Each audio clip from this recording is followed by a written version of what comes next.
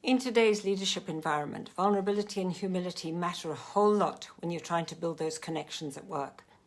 It's very easy to focus on skills and strategy and execution when we think we want high-performing teams. But one of the most powerful drivers of team success is far more human, far more conscious. The ability to be vulnerable and humble with the people we work with. The ability to admit our mistakes.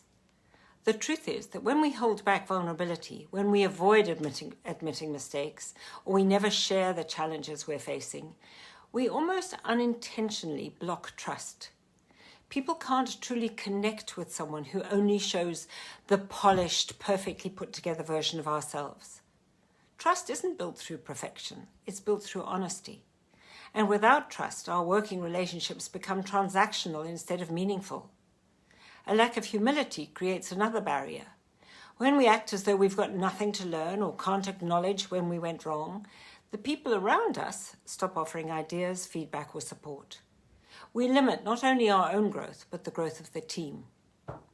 Humility signals that it's safe to speak up, to question, to innovate.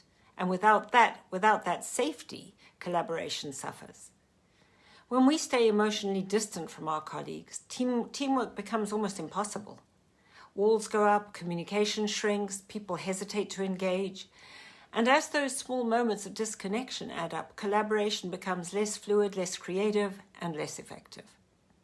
When we back real connection with the people we work with, disagreements can feel personal or threatening.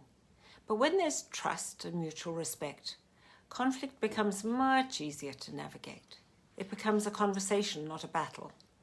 And ultimately, we need these connections, not just to work better, but to feel better at work. Connection fuels motivation, belonging, and performance. It makes challenges easier to manage and success much more rewarding. When we allow ourselves to show up authentically, with humility and vulnerability, we open the door to deeper relationships that elevate the entire team. In the end, vulnerability and humility are not soft skills. They're foundational skills. They're what make teamwork real. Without them, we risk losing the very relationships that make our work meaningful, effective, and human.